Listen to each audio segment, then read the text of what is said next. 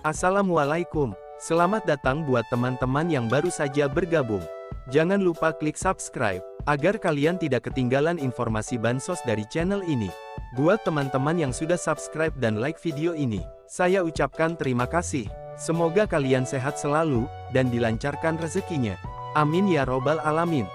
Pembahasan topik kali ini terkait aturan terbaru dari pemerintah baru saja turun, tidak semua KPM yang cair di tahun 2023, akan menerima dana bantuannya lagi di tahap 1 pada tahun 2024, bagi KPM PKH yang kartu keluarganya terdapat ciri-ciri berikut ini, fix tidak akan cair di penyaluran bantuan PKH tahap 1 tahun 2024, nah kira-kira, ciri-ciri kartu keluarga seperti apa, yang mengakibatkan KPM tidak dapat menerima dana bantuan lagi? Untuk mengetahui jawabannya, pastikan kalian simak videonya hingga selesai, dan jangan di-skip, agar tidak ada informasi yang terlewatkan, dan untuk menghindari kegagalpahaman. Nah teman-teman, pada kesempatan kali ini kita akan kembali memberikan update informasi terbaru, terkait penyaluran bantuan sosial utama, yaitu bantuan PKH pada tahap 1 tahun 2024, kami mendapatkan bocoran dari Menteri Keuangan, pada beberapa waktu yang lalu, Ibu Sri Mulyani pernah menyampaikan, bahwasanya bantuan PKH tahap 1 tahun 2024, akan dibayarkan menjelang Hari Raya Idul Fitri. Nah di sini kita hanya bisa berdoa, semoga saja untuk penyaluran bantuan PKH tahap 1 tahun 2024, ini bisa dipercepat penyalurannya, agar para keluarga penerima manfaat, di awal tahun 2024 ini, sudah bisa merasakan dan memanfaatkan dana bantuan sosial dari pemerintah tersebut.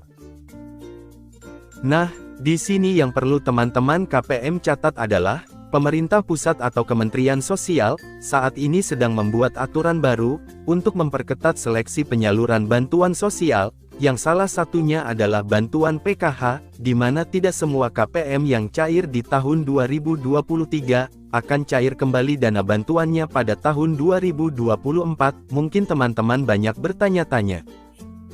Apa alasan pemerintah, memperketat seleksi penyaluran bantuan PKH tersebut? Di sini kami tekankan sekali lagi, bahwasanya bantuan PKH merupakan bantuan sosial bersyarat, di mana untuk mendapatkan bantuan sosial tersebut, kalian harus layak dan memiliki komponen yang telah ditentukan. Jadi, apabila KPM sudah dinyatakan tidak memenuhi syarat, sebagai penerima bantuan PKH, maka bisa dipastikan akan digraduasi, atau dikeluarkan dari status kepenerimaan bantuan sosial. Nah di sini, kami sudah merangkum 6 syarat atau kriteria, yang wajib dipenuhi oleh para KPM, agar bantuan sosial PKH masih bisa dicairkan pada tahap 1 tahun 2024. Yang pertama, masih memiliki komponen PKH dalam keluarganya. Pada video sebelumnya, kami sudah pernah membahas terkait komponen bantuan PKH, di mana ada 3 komponen, yaitu komponen pendidikan, komponen kesejahteraan sosial, dan komponen kesehatan. Nah dalam komponen kesehatan, terdapat kategori anak balita usia 0-6 tahun, dan kategori ibu hamil. Kemudian dalam komponen pendidikan, terdapat kategori anak SD, anak SMP, dan anak SMA, lalu dalam komponen kesejahteraan sosial, ada juga kategori lansia dan disabilitas berat.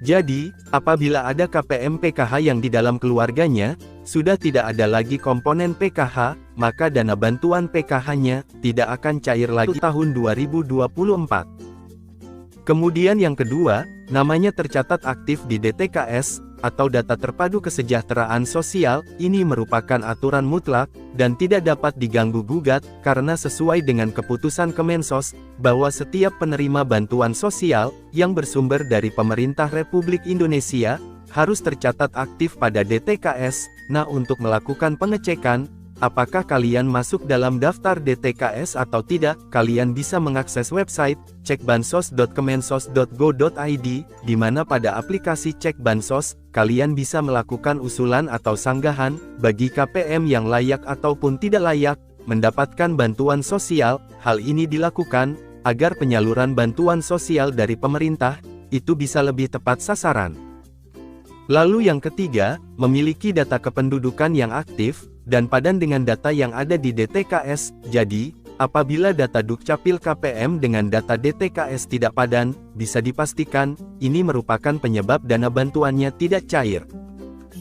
Kemudian yang keempat, bagi KPM yang memiliki anak sekolah, wajib terdaftar dalam Dapodik, yang dikelola oleh pihak sekolah masing-masing, karena banyak sekali kejadian di tahun 2023, penerima bantuan sosial yang memiliki anak sekolah, tidak mendapatkan dana bantuan sosialnya, karena namanya tidak aktif di data Dapodik.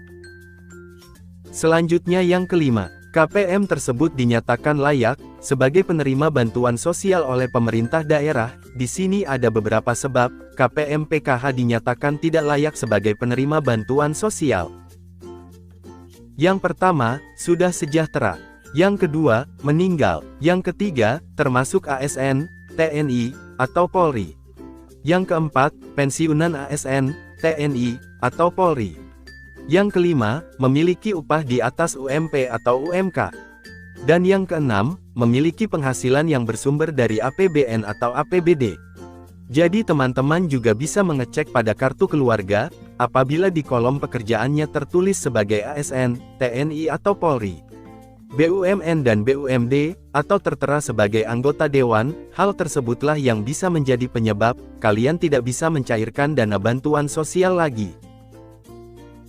Dan syarat yang terakhir, KPM tersebut di-SK-kan oleh Kemensos, sebagai penerima PKH tahap 1 tahun 2024, jadi, meskipun kalian masuk ke dalam DTKS, tetapi tidak di-SK-kan sebagai penerima bantuan PKH tahap 1 tahun 2024, maka bisa dipastikan, kalian tidak akan mendapatkan dana bantuan sosial, PKH tahap 1 tahun 2024.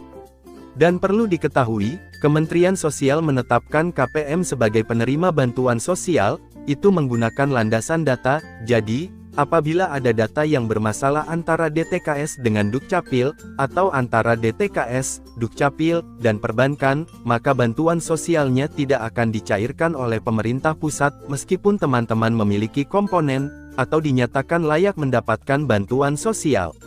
Bisa dipahami ya teman-teman? Terkait informasi penting pada video kali ini, kita doakan saja bersama-sama, semoga kalian bisa cair dana bantuan sosial PKH-nya di tahap 1 tahun 2024 ini.